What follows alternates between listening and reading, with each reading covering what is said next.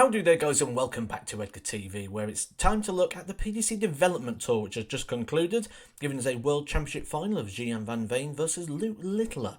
And today what we're going to do is we're going to take a look through the Development Tour to see 5 things that we have learned from this year's Development Tour. The first thing for me, value for money. This is the greatest tour in the world of darts in terms of the opportunities you can get in Alexandra Palace. You can get in this World Youth Final, which gets you into the Grand Slam of darts, and big money as well. You can get a PDC tour card off the back of this, along with so many perks and benefits.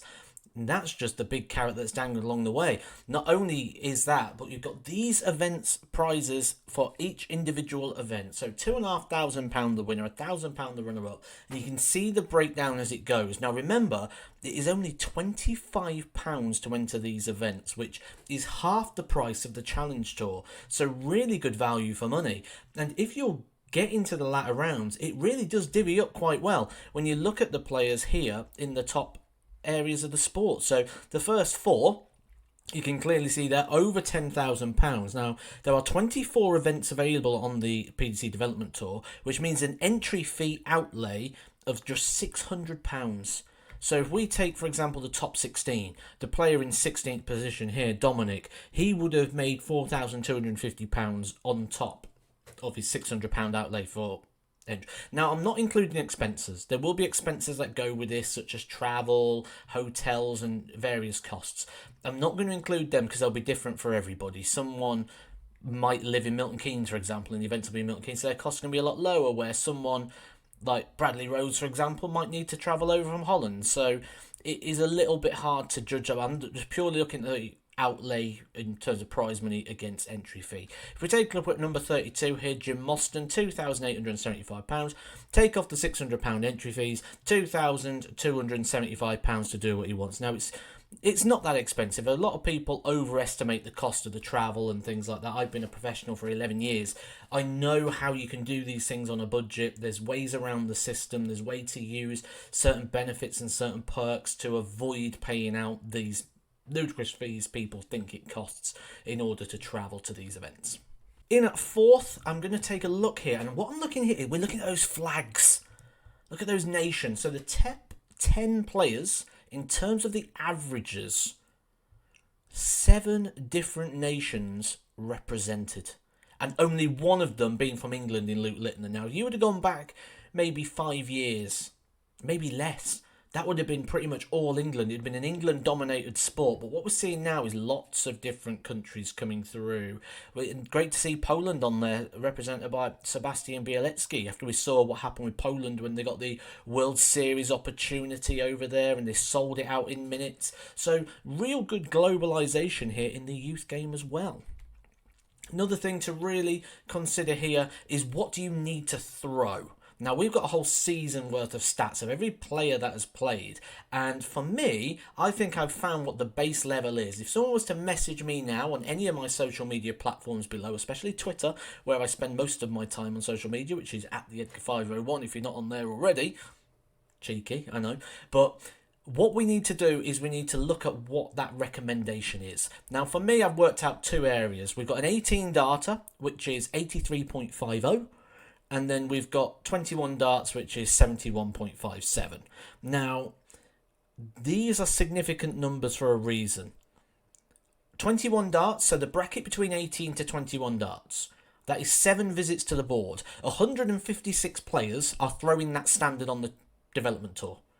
So, and that is sort of the mean, the base of it, the sort of, if you want to be sort of in the competitive but try and avoid the top players and try and get a couple of wins, maybe when you're bored, maybe just be competitive on that tour, 7 visits to the board, 18 to 21 darts. That's where majority of players are. If you want to be one of those players, sort of top 20, top 16, one of those players that are looking at moving on to battle for those positions, such as a PDC tour card, the Alexandra Palace spot, amongst all those other perks that come with the Challenge Tour, Development Tour, what am I on about? You need to be looking at over 18 darts, so 83.50. There are a couple of people that are very close to that, and you can see in terms of the results where they are, it pretty much matches up. So if you want to be fighting at the top end of that development tour, you need to be going out in 6 visits to the board to be at the top end. Point number 2 is one I think is quite important, because this is one that's caused a lot of debate over time. Should tour card holders be allowed to play the development tour? It's a debate that really divides the darting community. I know where I stand on it, but that's for another video on another day under a different opinion.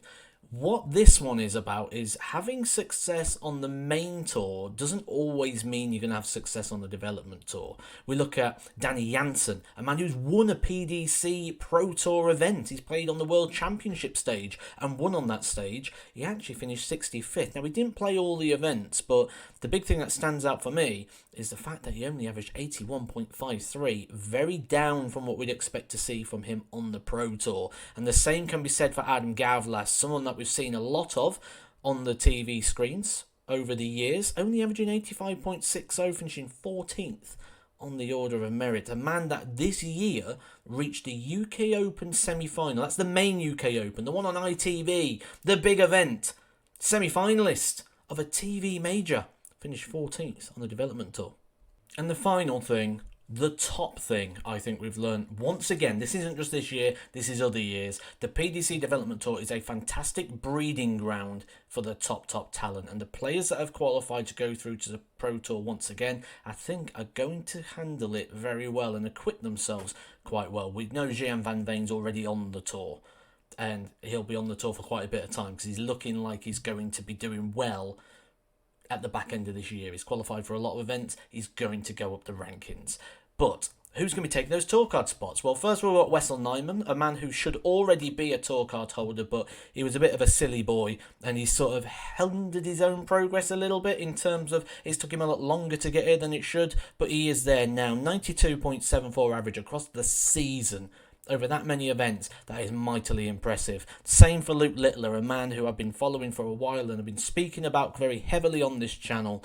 Absolutely impressive once again. 92 running average for the season. He's only 16 years old. He qualified for the UK Open just a couple of days after turning 16 when he was actually legally allowed to play in the event.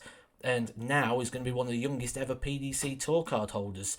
Could be the youngest ever PDC Pro Tour winner. He does have that level of ability and talent, so do keep an eye on him next year when he hits that tour. But that, guys, is my 5 things that I think we have learned from this year's PDC Development Tour. What do you think we've learned from the Development Tour? Let me know in the comment section down below. Do you play in the Development Tour? If you do so, and you think I've missed something out, chuck it in below. That's what this channel's all about, and it's about getting those interactions and those chats down below. I'll be coming down there and chatting with you, and I know that everybody else goes down to the comment section to see what everybody else is putting. On your way down there, guys, please do hit that subscribe button. We are getting closer and closer to that silver play button.